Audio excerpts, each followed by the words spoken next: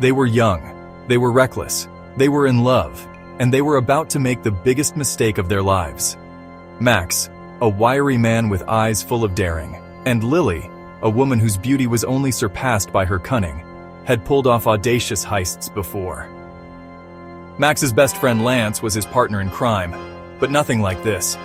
This time they had their hands on vials filled with a shimmering opalescent liquid, a serum rumored to reverse aging. The lab, bathed in the eerie glow of emergency lights, hummed with a silence more profound than any scream. It felt like the very air was holding its breath. A place where scientific brilliance had birthed something equal parts miraculous and terrifying.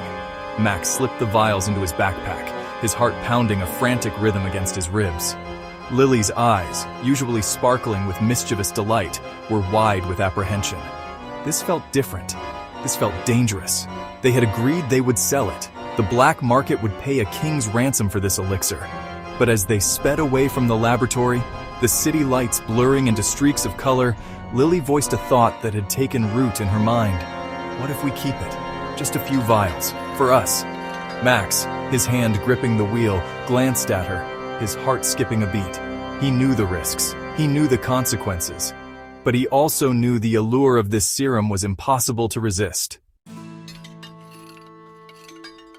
The warehouse was cold, its vast emptiness echoing with the weight of their decision. Lily, her hand trembling slightly, prepared the injection. Lily made sure to grab the antidote as well, divided equally. A shared leap into the unknown. Max watched her, his stomach churning with a cocktail of fear and anticipation. This was madness. This was exhilarating. The serum felt like liquid ice coursing through their veins. A tingling sensation spread from the injection site, engulfing them both in a wave of heat that quickly turned brutally cold.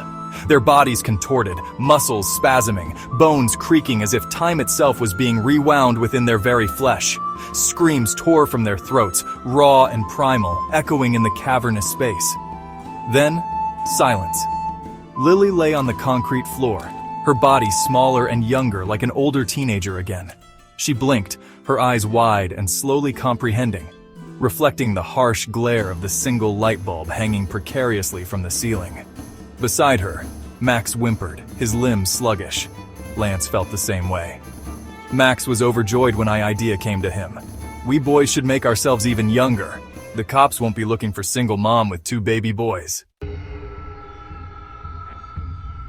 The nursery, once filled with the anticipation of a family they had planned to start, became their prison. Lily, her movements slightly awkward in her new, youthful body, tended to their needs. Diapers were changed, their noses wiped, their cries soothed. The irony wasn't lost on Max. They had stolen youth, only to be imprisoned by its demands.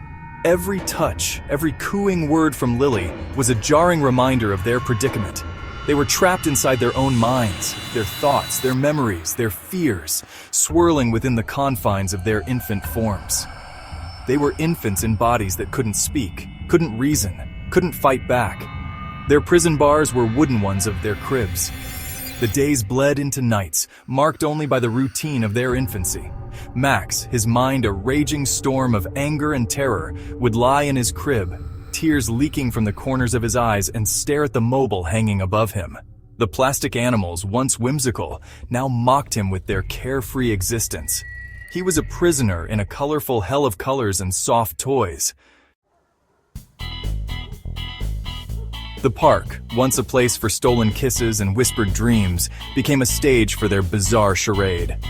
Lily, pushing them in a double stroller, would smile and wave at the other mothers. They, in turn, would coo and gurgle over the adorable twins, oblivious to the nightmare unfolding behind their innocent gazes. The sun, warm on their skin, felt like a brand.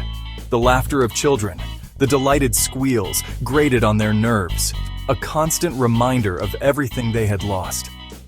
Max would clench his tiny fists, his baby gums smashing together, as he listened to Lily spin tales of their premature birth and their long road to recovery.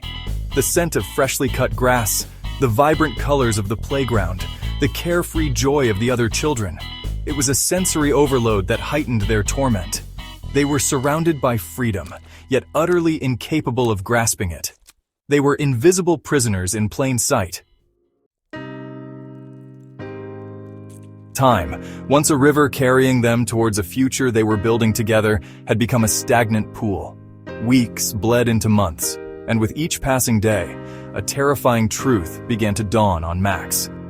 His memories, once vivid and sharp, were beginning to fade. Odd, considering they learned to walk and could use simple words again. Max realized growing up from such a young age was replacing his adult memories.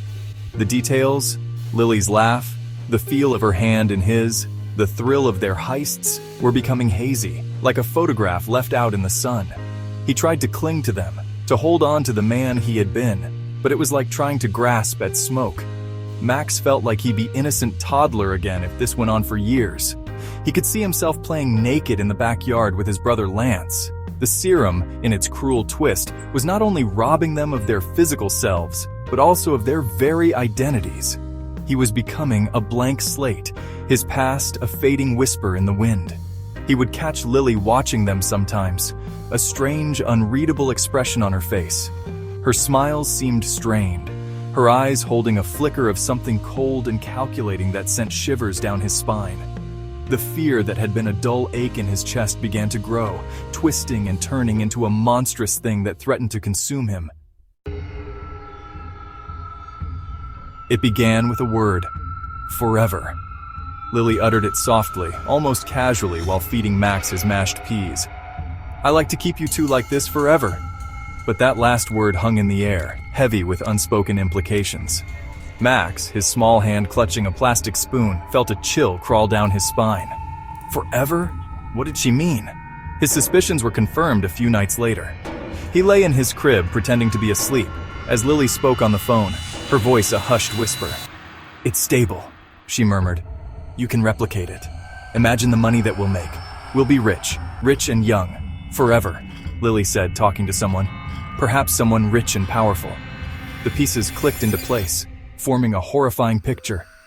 Lily had no intention of reversing the serum's effects. She planned to keep them like this, trapped in their infant prisons, while she exploited their stolen youth for her personal gain. She hadn't just betrayed their love, she had condemned them to a fate worse than death. The nursery, once a place of forced innocence, now felt like a real prison. Max, his mind reeling from Lily's betrayal, saw the bars of his crib as the iron bars of a cage. He was trapped, his body a prison, his mind a battleground. His rage, once a roaring inferno, was now a cold, hard knot in his chest. He was outmaneuvered and utterly powerless. He looked at Lily, at the woman he had loved, and saw a stranger. Her beauty, once a source of comfort and desire, now seemed grotesque. A mask hiding a heart as cold and calculating as a serpent's. He had been a fool to trust her, a fool to believe in their love. The days crawled by, each one an eternity. Lily continued her charade, playing the doting caretaker, all the while plotting and scheming. Max, his mind sharp with desperation, knew he had to do something. He had to find a way to escape, to expose Lily's treachery. But how? He was just a baby. Or was he? It was getting harder to focus. The ultimate horror wasn't the loss of their youth. It was the slow, agonizing death of their hope. The realization that they might be forever trapped in their infantile prisons, their minds slowly eroding, their memories fading until nothing was left but the hollow shell of who they once were. They were living a nightmare, forced to watch as Lily, their betrayer, their tormentor, reaped the rewards of their stolen youth. The irony was a bitter pill to swallow. They had sought to cheat time only to become its prisoners. They were powerless to stop her from giving them smaller doses, keeping them as toddlers for years, even decades. Max wondered how long his second childhood would last, as his mind lost all sense of his old self. He would come to love Lily as his new mother and Lance as a brother, for in their quest for eternal youth, they had stumbled upon a fate far worse than death, a fate worse than aging. They had discovered that some prices are simply too high to pay, some bargains too steep to make, especially when the currency is oneself.